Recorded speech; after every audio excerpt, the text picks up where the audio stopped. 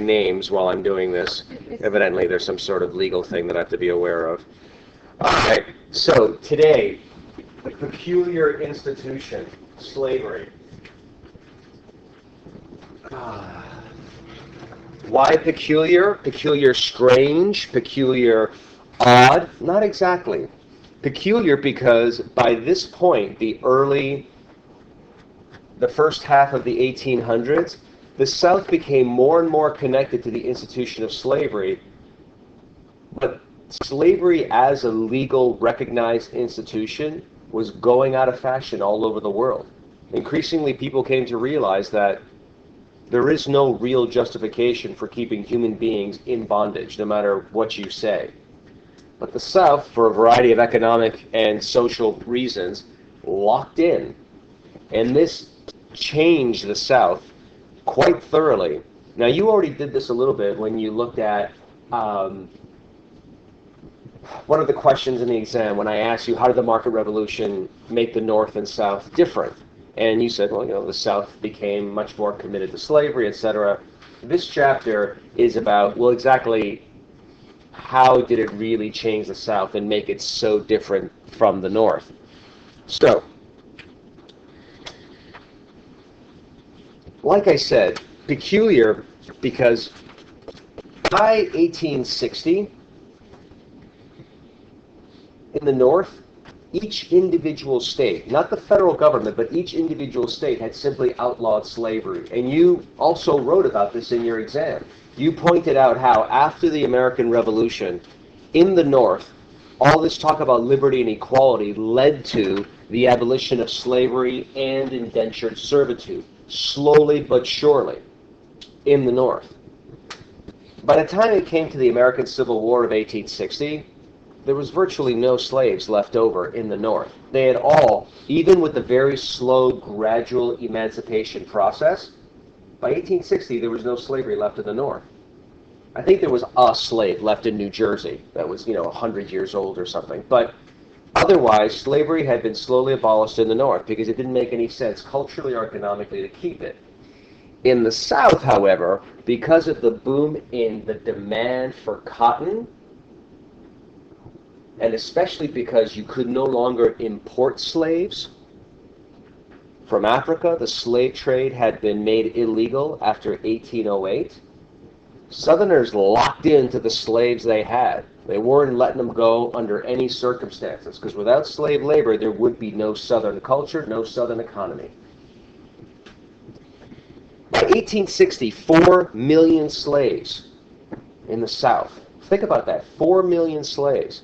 It's half the population of New York City by 1860. 4 million slaves in the South. And you know that in some states like South Carolina, Georgia, North Carolina, Florida, virtually half or over half the population was slaves.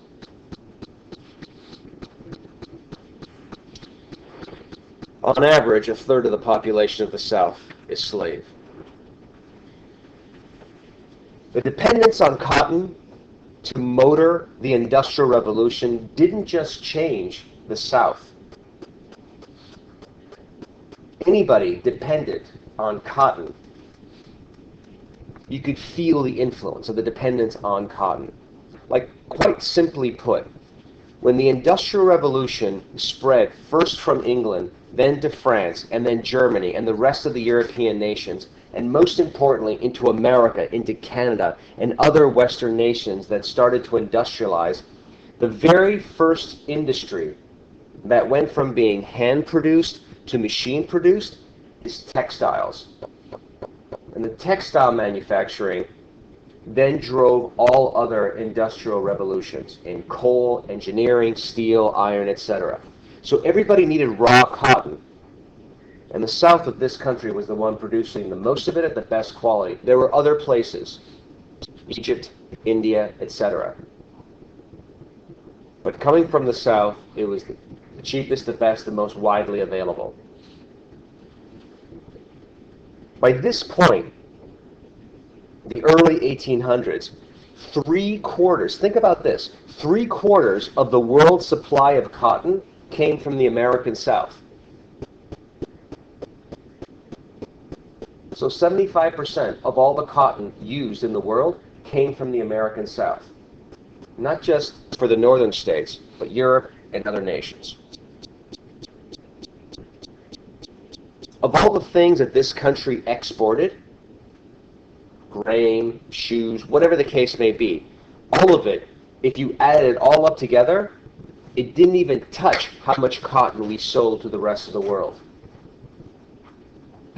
In many ways, this country was a cotton exporting country. We exported other stuff, but most of our income from trade with the rest of the world was based on cotton, which is remarkable because the stories that you hear are America's a diverse nation. You had plantations in the South, but in the North you had industry, you had farms, you had banks, you had insurance companies. Yes, but in terms of exports and in terms of income, this country could not survive the way that it was without cotton, and you needed slaves for it. This wasn't just a Southern thing. Now, politically, the influence of slavery was overwhelming.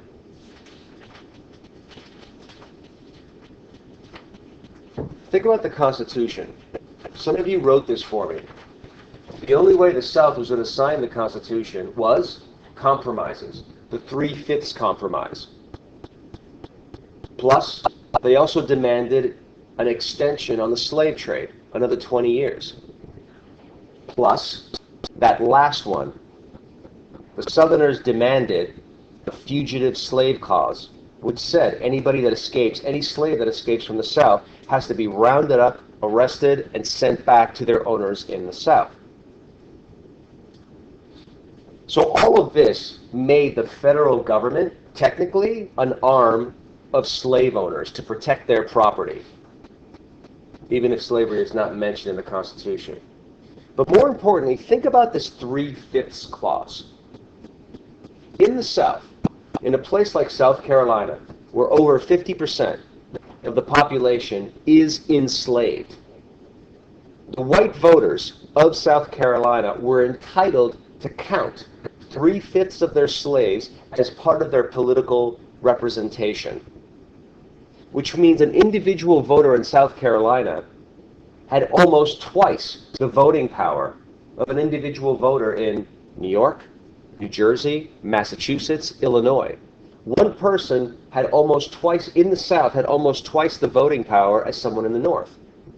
And in addition to that, they had twice the voting power, and the people that they were technically representing, those people had no say in how these whites would be voting. So what does that mean in real life? In the Senate, in each state, how many senators can you have? 2. So whether you live in South Carolina, Delaware, or Massachusetts, you get 2 senators, right? In the House of Representatives, your representatives are based on how many people live in your state. But with the South, with the 3/5 compromise, they get to count their slaves as part of their representation in the House of Representatives, right? Do you remember how you determine the electoral college votes for each state? How do you determine it? Do you remember? How do you determine how many electoral college votes each state gets? Right. Right. Right.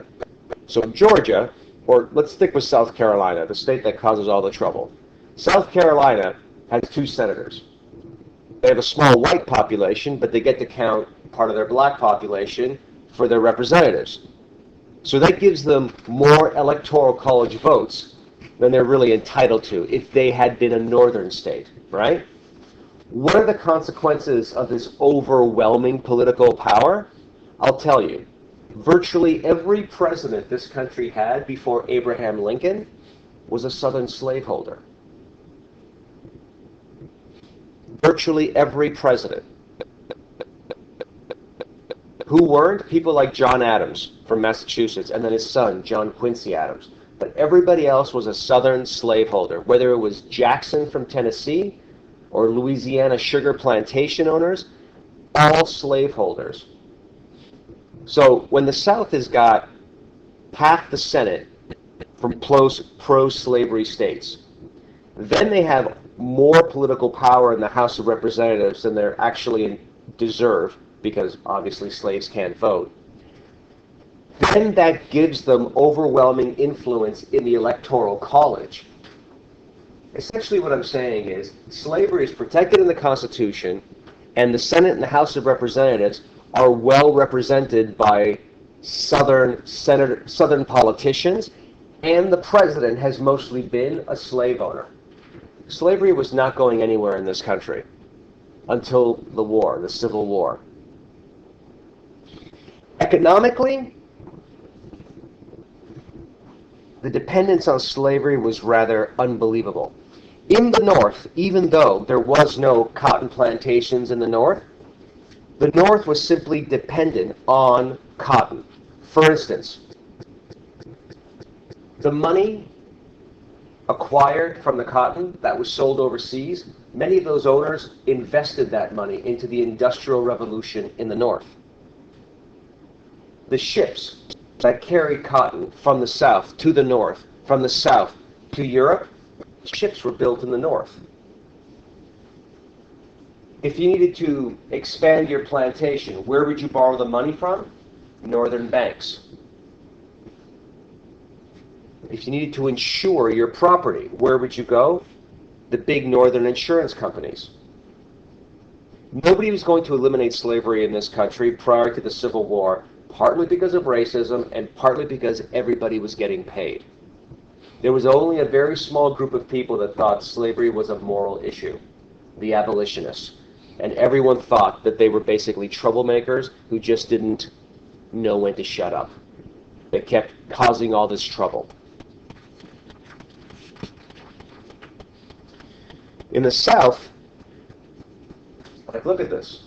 Because of the dependence on slavery, on agriculture, on slave labor, there was no reason to industrialize because that's not where the money was being made. So the South remained backward economically. No reason to build more railroads because you don't have a whole bunch of towns and cities that are growing up around mines and factories. You just have a bunch of spread out plantations. The North is building all the railroads connecting east and west, not the South. Like you learned from chapter 9, the immigrants, why would they go to the South? There is no skilled labor to speak of. There's some skilled labor in the big cities, but there's not that many big cities. And in terms of unskilled labor, it's all done by slaves. So why would you go to the South? So now the population of the North is starting to expand and the South is suffering. Why is that important? At a certain point, a guy by the name of Abraham Lincoln, who up until he got elected president, only a few people knew about him. He won the presidential election of 1860 without getting a single southern state to vote for him. And how is that possible? I thought the southern states had that whole 3/5 compromise advantage. It's because the northern population drastically grew, whereas the southern population remained rather static. So Lincoln was able to win the presidency by just getting all the electoral college votes of the North, which was based on the expanding population from the immigrants, the Irish, the Germans, etc. And once Abraham Lincoln got elected, you have Civil War. And limited urban growth. No real need to grow the cities because most people are spread out in the plantations. What are the other consequences of the dependence on slavery in the South? This is where it gets interesting. In the South, it's common to talk about, well, there was the whites and the slaves. It's that simple. And yet it's not. Within the white population of the South, there was a very clear division between the planter elite that had all the power and what's called the Southern plain folk, the common, non-plantation, non-wealthy residents of the South. These folks had nothing in common with the plantation elite owners. They had nothing in common. They had the worst land. What they could grow was just enough to live off, but not become wealthy and invest in the future. They were uneducated, because in the South there is no public education. The plantation elite are not going to pay taxes in order to educate poor, ignorant whites. And they're certainly not going to pay to educate slaves. So in the North, while public education was expanding, in the South, you had incredible illiteracy amongst poor whites and, of course, amongst slaves. And yet, these folks, in spite of the fact that they were as exploited by the plantation elite as the slaves of the South. Now, clearly, they weren't slaves. But economically, politically, socially, they had no power whatsoever. It was all controlled by the plantation owners, the elite. But the fact that they were white, they could grasp onto this white pride. That as bad as they were, at least they were white. And this is the one thing they had in common with the plantation elite, and put them one level above the slaves. So when the fight over slavery began to become really tense and eventually led to the Civil War, much of these folks, in spite of the fact that they didn't own slaves, and they lived under the thumb of the plantation owners as much as the slaves, because of their whiteness, they allied with the plantation elite to defend slavery, to defend white superiority in the South, even though they weren't making any money from it. The elite, the plantation elite, they were the power of the South. They had all the good land. They bought it early, and with that income, they kept buying more as they pushed further west. Most slaveholders only owned about 5 slaves. Has anyone in here seen the movie Gone with the Wind? Anybody seen that movie? Gone with the Wind? It is a classic movie of the 1930s that depicts a southern plantation family that is torn apart and impoverished by the Civil War. And on that plantation, you have what you assume are hundreds of slaves, all being treated very well by the kind white family who treats them as their extended family, children, etc. And there is no whippings, there is no separation of family, there is just the myth of the kindly southern plantation owner who looks after his or her slaves like they're their children. Okay? Okay. This movie is a myth on 2 counts. A, most slaves were not happy to be slaves, and they would do anything possible to get out of it. A. B, most plantation owners did not have hundreds of slaves on big plantations. They had 5, 6, 15, 20, etc. And that was the characteristic of southern plantation elite culture. But because of this wealth, the control of the best land, they had their dominance was just unspeakable. The best land, the highest incomes, and because of this income and education, they controlled the politics. They influenced people to vote for their particular candidates in local and state elections as well as national. The political parties, they're the ones that led those parties. Because you have to remember, politicians nowadays pull down a fairly decent salary. Representatives in the House of Representatives and senators, they're making close to about $100,000. Because the idea is, if you pay politicians, then anybody can run for office.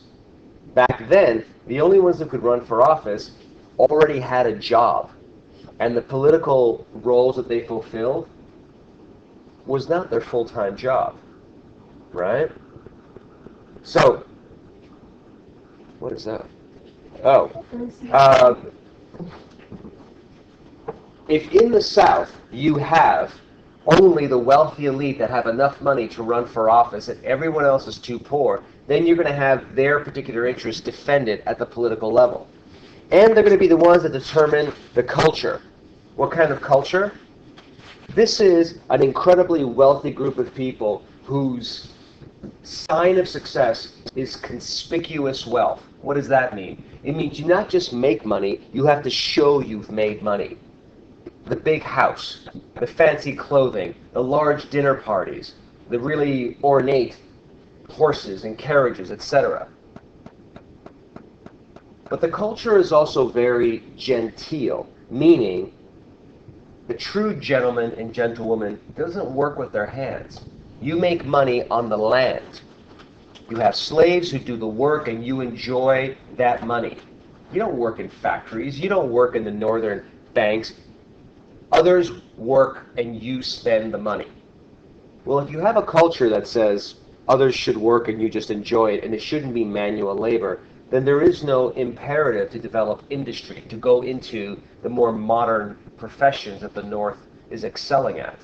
So it perpetuates this, everybody should be a plantation owner. But there's no more land.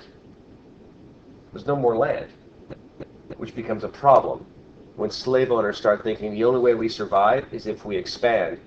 And then someone like Lincoln gets elected on the promise of, you can keep your slaves, but you can't bring them out west, where slavery is not allowed. And that becomes a problem later on.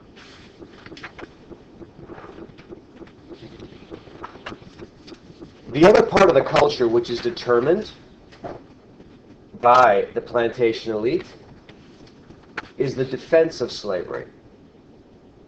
And the defense of slavery is, some folks just said slavery is good because there is white superiority and everyone else is inferior. End of story.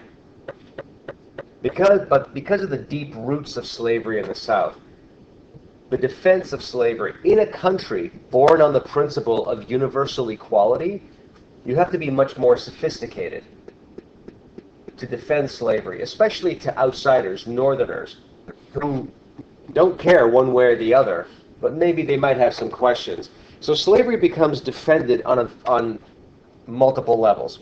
There's obviously the racism argument, which tends to solve all questions or answer all questions. But then some would go further and say there's nothing wrong with slavery. Even if you're uncomfortable with the idea of racial inferiority and superiority, look at your Bible. Lots of slaves in the Bible. If it was good for biblical times, then why is it not good for America in the 1800s? Also look at history. Every successful culture and civilization in the history of the world has had an established institution of slavery. Ancient Rome, ancient Greece, ancient Egypt, ancient Mesopotamia, all of them had slaves. They're the ones that built the pyramids, the buildings, the aqueducts, the canals, the roads. They're the ones that did the labor, while the rest, the intellectuals, could produce the glories of these civilizations and allowed civilization to advance.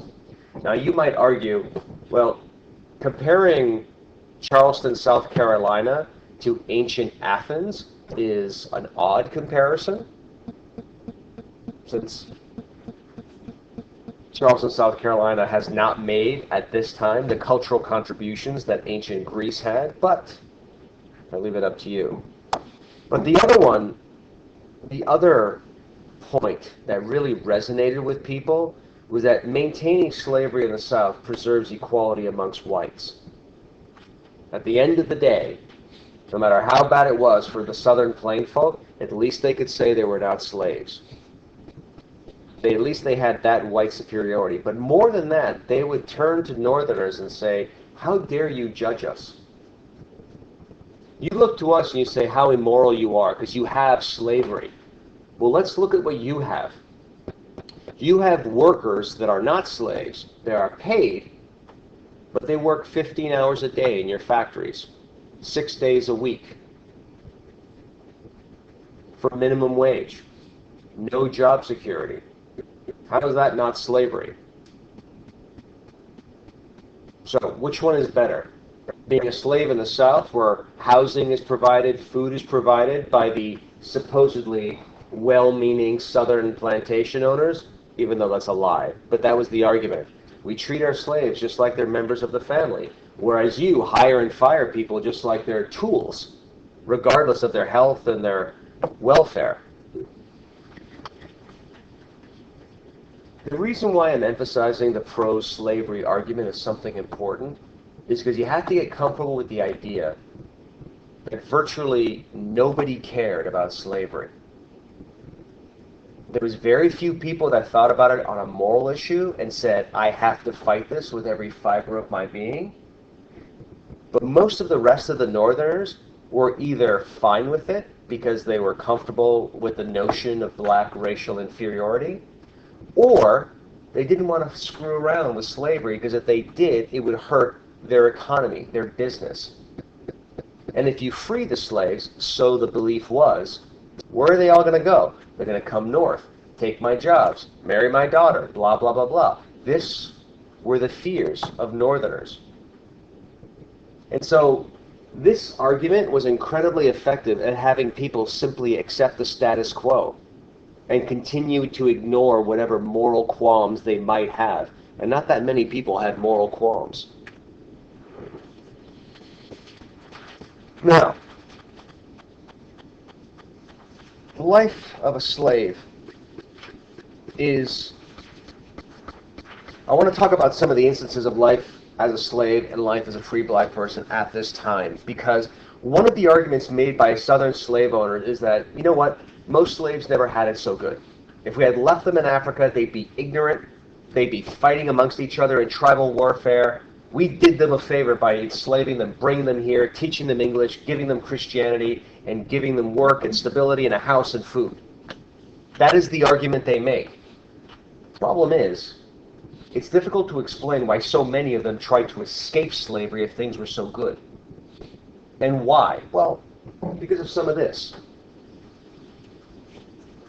As property, slaves were bought and sold without any regard to whether you were separating mothers from children, children from parents, brothers from sisters, etc.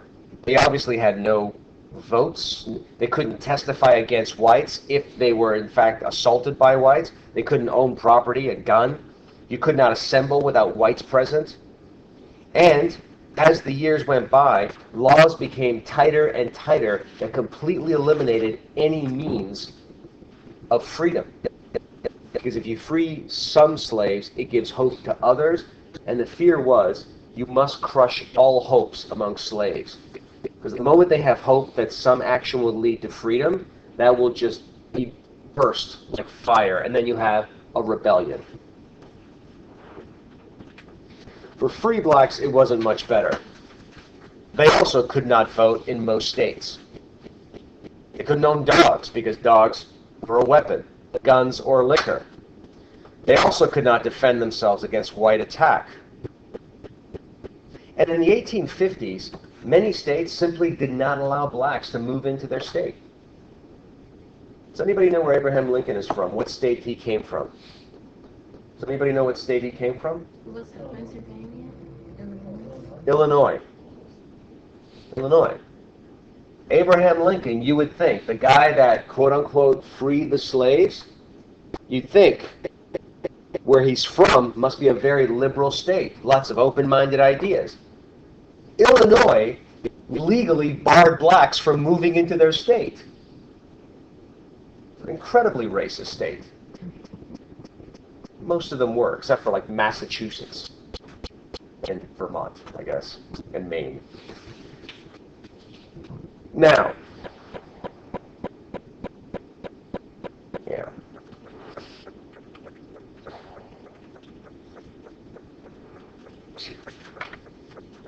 Excuse me. How do you keep order among slaves? Well, physical punishment, of course. The whippings, the beatings. How many of you saw the movie 12 Years a Slave? More than saw Gone with the Wind. Now that could be a heck of an extra credit assignment. Compare Gone with the Wind with 12 Years a Slave in terms of the condition of slaves at the time. Go ahead. Gone with the Wind is with Tom Cruise. Oh no, you're thinking of the Tom Cruise, like Nicole Kidman movie, when he plays like the Irish immigrant and they're going out west. All right. No. Gone with the Wind was made in the 1930s when Tom Cruise wasn't even an idea yet in his grandparents' head. All right. But I know the movie you're referring to, and I absolutely recommend you do not watch this movie. It's a bad movie with Tom Cruise with a bad Irish accent. All right. Manipulation of divisions. When you have a large slave population, how do you maintain control? You reward some for good behavior. You make them the leaders of the field hands, or you bring them into the home where they get to live in the home and are slaves within the home as opposed to the fields. So you play on these divisions so that the slaves cannot work together against the white power structure. Some pay material incentive for good behavior, loyalty, but the one that really maintained the most discipline is the threat of sale. In the early 1800s, much of the Upper South was no longer in need of all the slaves they had. Some of the plantations were destroyed in the Revolutionary War, the War of 1812. Some of the plantations were exhausted because of all the tobacco they had been growing. Slavery was just less and less in need in the Upper South. But because of the expansion of cotton in the South, all those slaves that were no longer needed in the North now became valuable for sale to the South. And as you know, and for those of you that saw the movie 12 Years a Slave, you are only going, if you are in the market for slaves, you are only going to buy young, strong workers. You are not going to buy elderly mothers to keep them with their children. So families are separated commonly. And there is a scene, which I should probably find the clip on YouTube, because I'm sure everybody is looking for it. There is a scene in that movie where they actually depict the sale of a mother from her child, and just the brutal quality, and the slave owners just couldn't possibly care. They were just annoyed that this woman was so sad and crying. It was interfering with their business venture. Now, in terms of, I want to also touch briefly on slave culture. Very briefly, because there's continuities here that become incredibly important later on. There is the argument made by some historians that, all right, let me back it up a little bit. There was a period when historians would write about slavery in this country, and they would say, the only thing you can focus on is just the brutality of the slave experience. Nothing. These slaves had nothing. They had no culture. They had no independence, no autonomy. They had no choices. Their life was determined top to bottom by their owners. And this is true. But on the other hand, by taking this tack and writing that these people had no culture, had no choices, had no life other than service, you do a disservice to this population. You take away their history. And there was history. It was an independent history. For instance, the goal was a nuclear family. Mother, father, children living together, two-parent homes. The goal was produce communities within the plantations, one family on top of another, building a close kin and community tie. But the problem was this threat of sale. Now 10% of teenage slaves sold from the upper to the lower South in the early part of the 1800s. This is insane. 10%. Not 10% of all slaves, but 10% of teenagers. Think about that for a moment.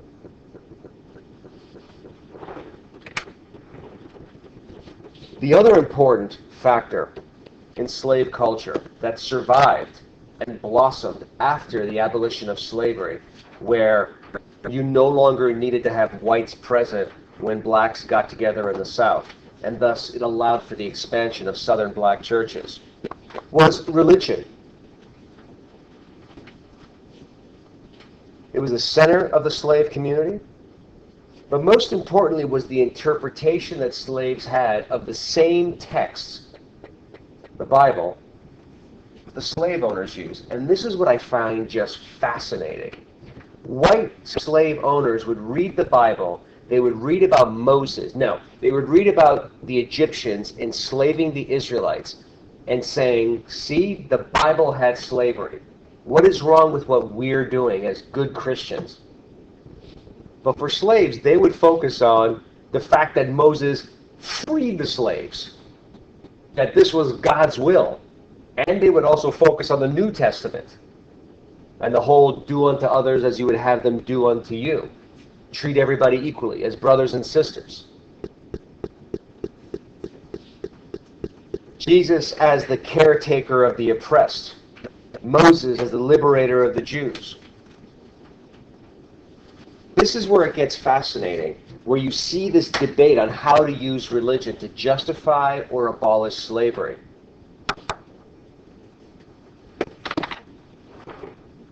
Because when the Civil War broke out, you had preachers and priests and ministers on both sides, North and South, praying for victory and claiming that they spoke for God, even though they were asking for the exact same opposite thing, excuse me. Now, slavery was so great as the white Southern slaveholders, well, white, they weren't, as far as I know, black Southern slaveholders. Let's just say slaveholders. If slavery was so great, then why was there such a problem with slaves? Why was there concern for slave rebellions? Why was the punishment for any kind of resistance so harsh? Because the truth was, the myth that somehow plantation owners were good to their slaves was in fact that, a myth. There was resistance to slavery on many, many levels.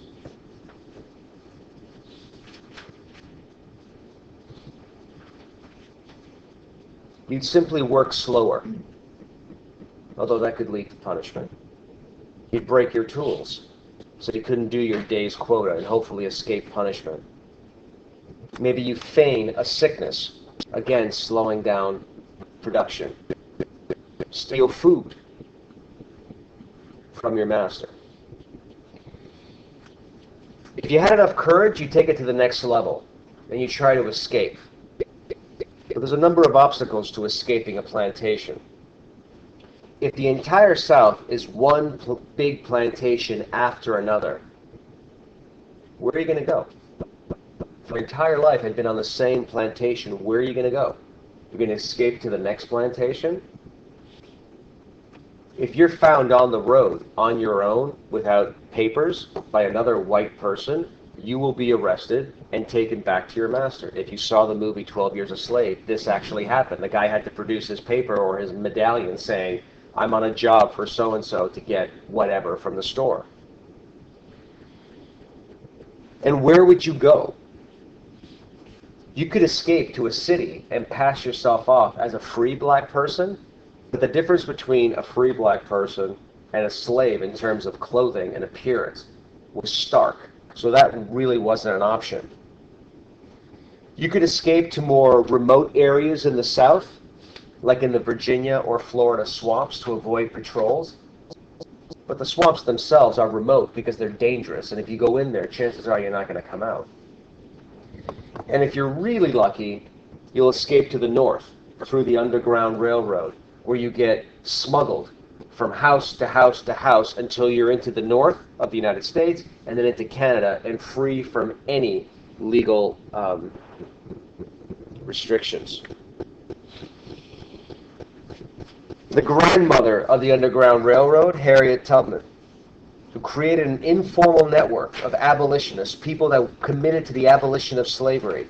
And if they couldn't abolish slavery, they would help fugitives escape.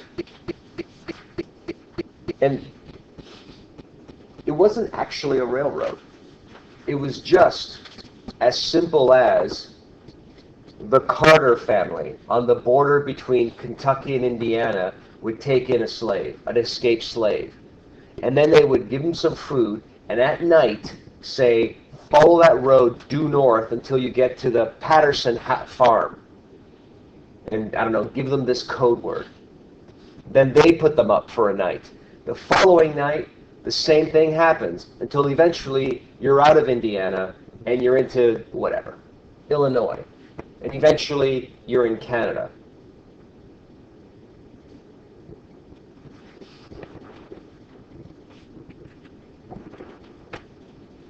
The amount of advertisements for escaped slaves in the early 1800s is astounding. Because on the one hand, you have Southern slaveholders who say, the slaves never had it so good.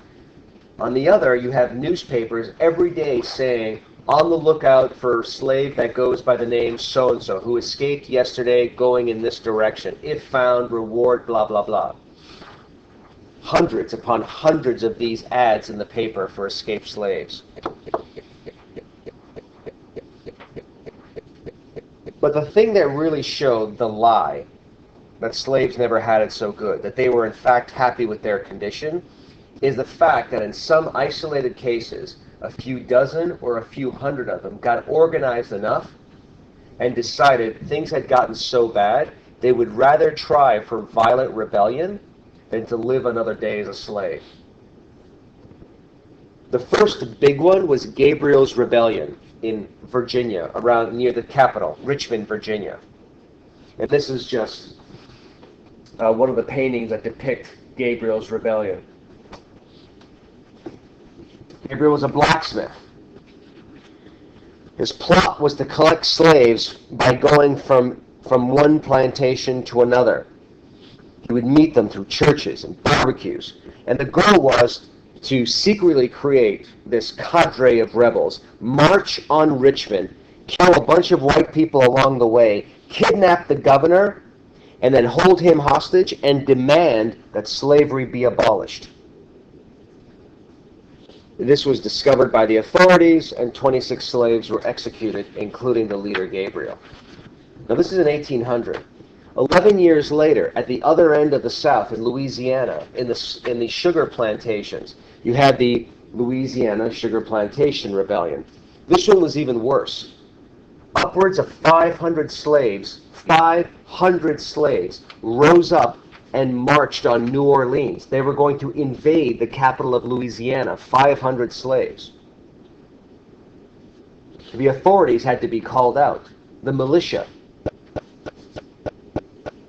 It was finally, this rebellion, put down after an epic battle with 66 slaves executed.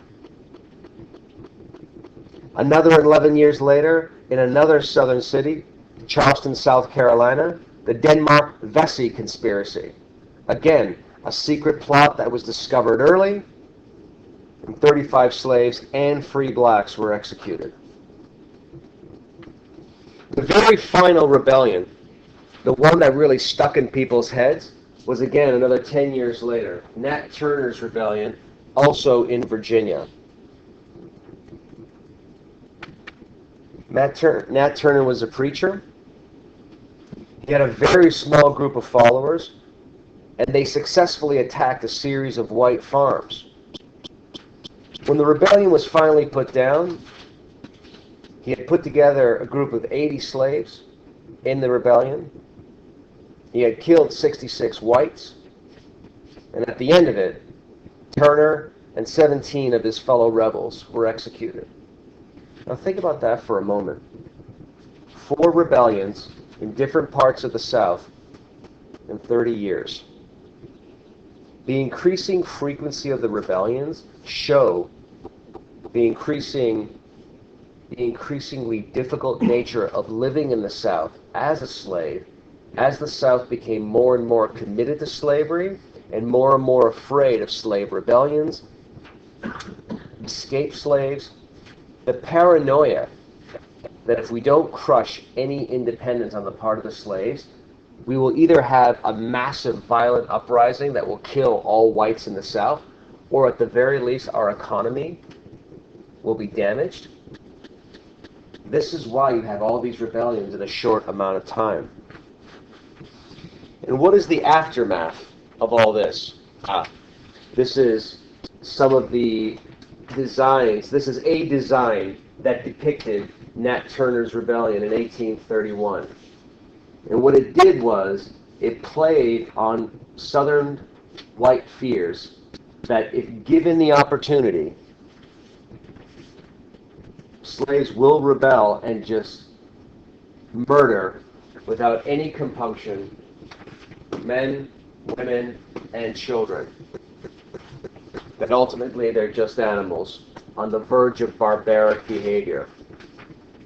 Again, you have to ask the question, if they're so happy, then why are you so concerned that if given half the chance, they're going to turn into these murderers? Which one is it? Are they happy, or are they on the verge of becoming these murderers?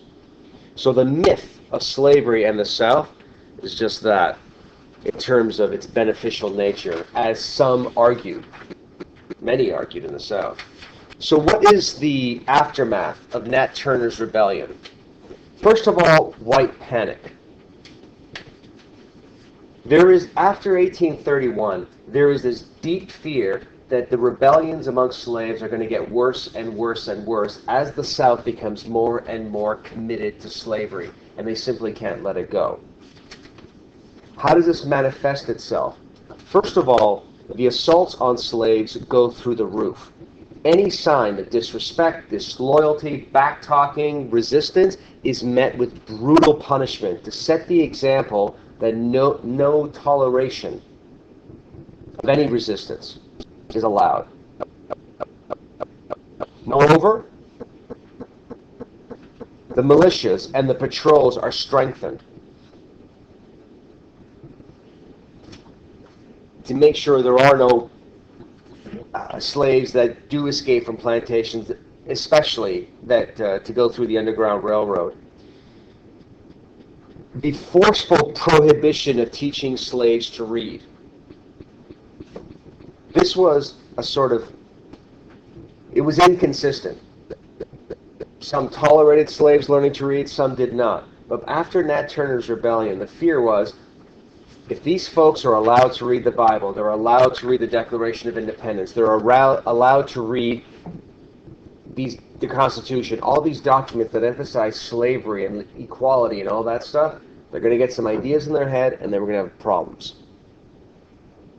So learning to read now became an illegal activity.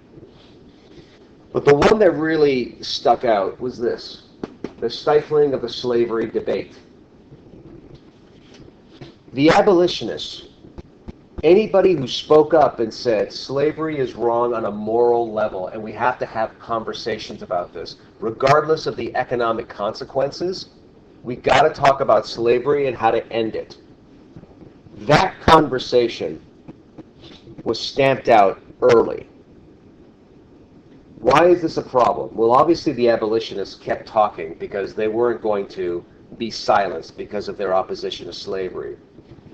But when their pamphlets were seized by the U.S. Post Office, when their newspapers were attacked by anti-abolitionist mobs, when their speakers were murdered for attacking the institution of slavery, other whites in the North started wondering if these folks and their newspapers, their right to freedom of speech, freedom of assembly, is being violated by the mob.